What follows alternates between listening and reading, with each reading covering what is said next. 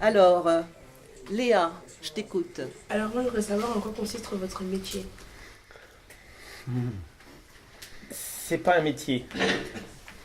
Non, c'est pas un métier, c'est une fonction élective. Ce que je fais, c'est d'être représentant des citoyens de la région Centre-Val de Loire, puisque je suis président de la région Centre-Val de Loire, élu par les habitants de cette région.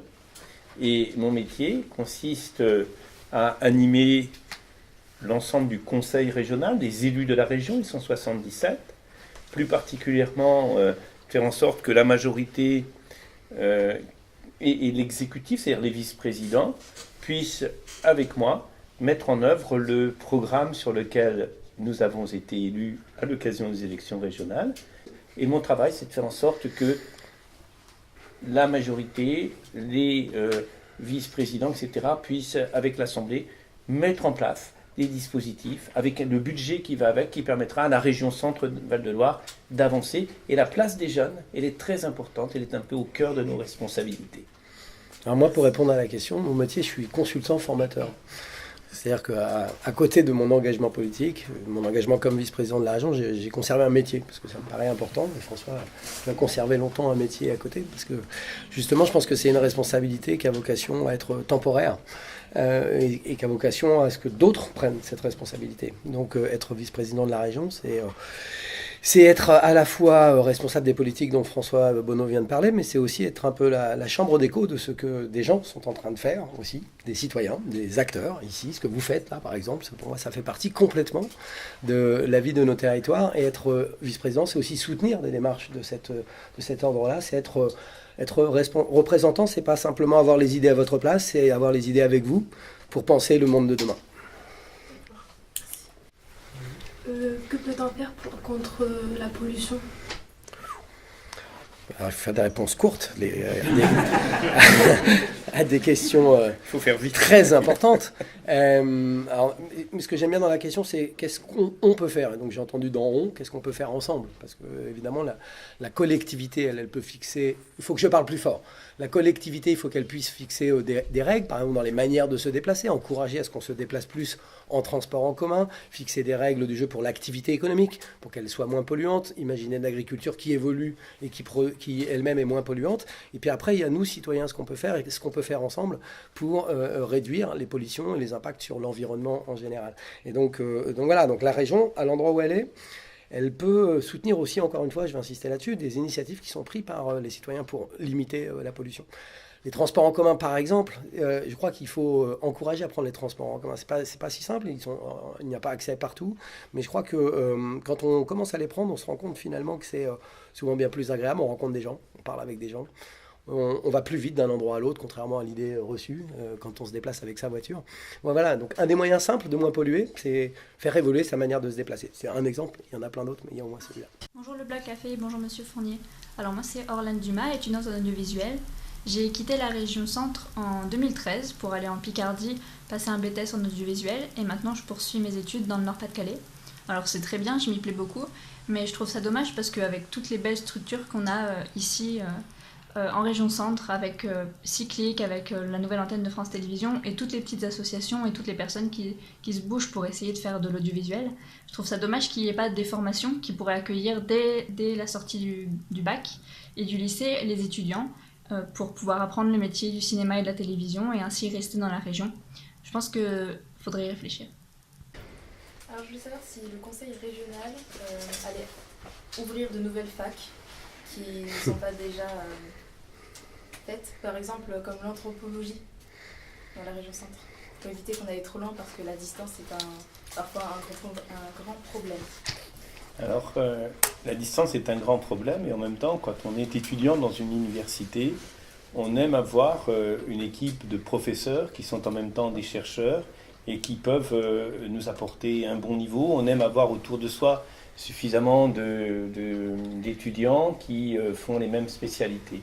Et on ne peut pas avoir de tout partout. Il vaut mieux parfois avoir des bonnes formations avec des bonnes équipes de profs, avec des groupes suffisants pour qu'il y ait de la recherche, de l'émulation, pour qu'on puisse accueillir des jeunes d'autres pays, etc., que d'avoir des petits groupes partout. Donc notre région a l'ambition de développer un certain nombre de spécialités supplémentaires. L'anthropologie n'en fait pas directement partie. Parce qu'on est près de Paris, que beaucoup de jeunes qui veulent faire des spécialités de cette nature trouvent à 110, 120 km la possibilité de les faire dans des conditions de recherche et de support qui sont tout à fait intéressantes. Alors une question qui se recoupait, je crois, de Esténami. Moi, je voudrais savoir quelles sont les possibilités pour les jeunes à la sortie du lycée, par exemple, de la région. Nous avons, à l'échelle de la région Centre-Val de Loire, à peu près toutes les études qui peuvent vous intéresser, à l'exception de quelques spécialités comme celle qui vient d'être citée. Bien évidemment, il y a, et vous le savez ici, de très bons brevets de techniciens supérieurs, BTS. Nous avons sur la région de très bons instituts universitaires de technologie. En 2 ans, préparer un DUT dans le domaine de l'électricité, dans le domaine social, dans le domaine de la communication, etc., répartis sur le territoire. Il y a dans cette région 2 belles universités d'Orléans et de Tours qui ne sont pas des grosses universités, qui sont des universités petites, moyennes, avec 13 000, 15 000, 16 000 étudiants. Ce n'est pas des grosses universités, mais avec à la fois des sciences, du droit, des sciences humaines. Ça marche bien. Nous avons également des écoles d'ingénieurs. Les écoles d'ingénieurs, je pense notamment à l'Institut national des sciences appliquées de Blois-Bourges, il est bipolaire. Je pense Polytech qui est implanté sur à la fois Orléans et Tours, et Chartres même. Et puis il y a des classes préparatoires, c'est-à-dire pour des jeunes qui sortent de terminale, qui veulent passer par des classes préparatoires avant d'entrer dans une école d'ingénieur, avant d'entrer dans une école de gestion. Et on a des projets. On a par exemple un projet de développer à Orléans, on parle beaucoup, vous savez, des écoles de commerce. Et bien nous avons l'ambition de créer une école de commerce et de gestion publique sur Orléans et Tours. Amadou, tu veux poser ta question? Est-ce qu'il y a des universités dans la région? Oui, il y a 2 universités. Alors, Orléans qui a une antenne à Bourges, une antenne à Châteauroux, une antenne à Chartres, et Tours qui a une antenne à Blois. Donc nous avons 2 universités qui ont des antennes pour rapprocher certains enseignements des territoires, des départements qui n'en ont pas. Il y a eu un temps, on peut le dire, il y a eu un temps ici une licence professionnelle qui dépendait de l'université d'Orléans, qui accueillait des jeunes dans le post-bac plus 2, c'est-à-dire au-delà du BTS par exemple. C'était une belle formation qui a dû être fermée, non pas parce que ça ne fonctionnait pas, mais parce qu'il n'y avait pas suffisamment d'étudiants inscrits. Elle était sous l'impulsion, la tutelle, la formation de l'Université d'Orléans. Les professeurs de l'Université d'Orléans venaient à Montargis, mais plusieurs années de suite, il y a eu un tout petit nombre d'étudiants qui a entraîné la fermeture. On a beaucoup regretté ici dans le Montarrois. Alors, je voudrais, aviateur, quelles sont les possibilités dans ma région?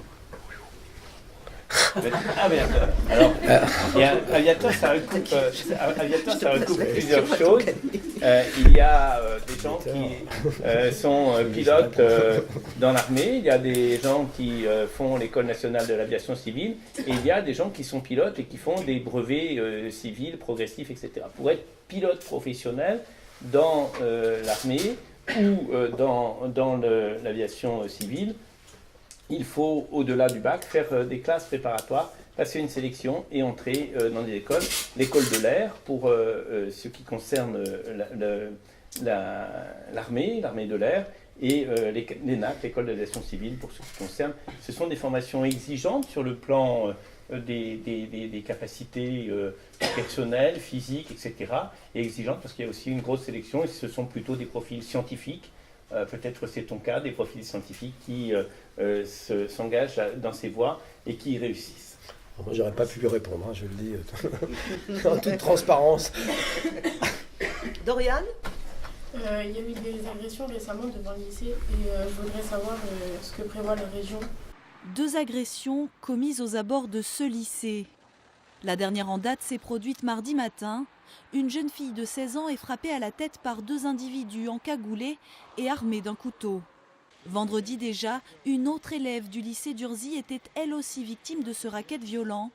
Même mode opératoire et probablement mêmes auteurs. Il y a eu des agressions Nous, on fait très clairement la différence entre les responsabilités qui sont les responsabilités régaliennes, les responsabilités de l'État. La sécurité en fait partie. La police dépend de l'État, l'armée dépend de l'État, la justice dépend de l'État, et les responsabilités qui sont décentralisées. Quand il y a un problème de sécurité, c'est à la police, à la justice de faire son travail. Ça n'est pas directement la région qui peut créer des postes de policiers, etc. etc. Heureusement, les agressions qui ont été, dont vous parlez, ont pu être élucidées, les agresseurs arrêtés et jugés en comparution immédiate, sanctionnés, ce qui est une très bonne chose, pour que votre sécurité soit garantie, et nous nous en félicitons. Au-delà de cela, bien évidemment, nous faisons en sorte que quand les proviseurs nous alertent pour qu'il puisse y avoir, en termes de sécurité des enceintes, de sécurité des jeunes au sein de l'établissement, par des systèmes d'ouverture, de fermeture, par la formation de personnel qui dépendent de la région, les choses puissent être faites dans les meilleurs délais. Donc nous, on essaie d'assurer les conditions de la meilleure sécurité possible. Lorsqu'il y a des exactions, c'est le travail de la police et de la justice qui dépendent de l'État. Rien à ajouter? Moi, parce que je ne sais pas de quelle situation il s'agit. Après, je crois qu'il y a aussi un travail de prévention qui peut être fait pour éviter ces situations-là. C'est-à-dire autant c'est effectivement la police qui est en charge de traiter de la question de la répression de ce qui s'est passé, mais il y a un travail sans doute à faire. Je ne sais pas si c'était entre lycéens, par exemple. C'était ça ma question. Est-ce que ça veut dire que voilà, c'était extérieur? Moi, je ne connais pas la situation, mais sinon, il y a un travail de prévention, et la région, là où elle peut intervenir, c'est qu'elle finance des projets qui sont portés par les établissements. Par exemple, on a un dispositif qui s'appelle Lycéens citoyens, qui permet de travailler justement sur l'engagement citoyen des lycéens. On a un dispositif autour des questions de santé, de prévention santé. Bref, on a toute une série de dispositifs qui peuvent aider à éviter que ça se reproduise. Parce que je pense qu'il y a traiter l'agression qui est telle qu'elle s'est produite, mais il y a aussi faire en sorte que le lycée soit un lieu de paix, un lieu de rencontre, un lieu d'échange et de citoyenneté. Et donc ça, par contre, la responsabilité de la région, elle est pleine à côté des enseignants, et pour les soutenir dans les projets qu'ils portent en direction des jeunes.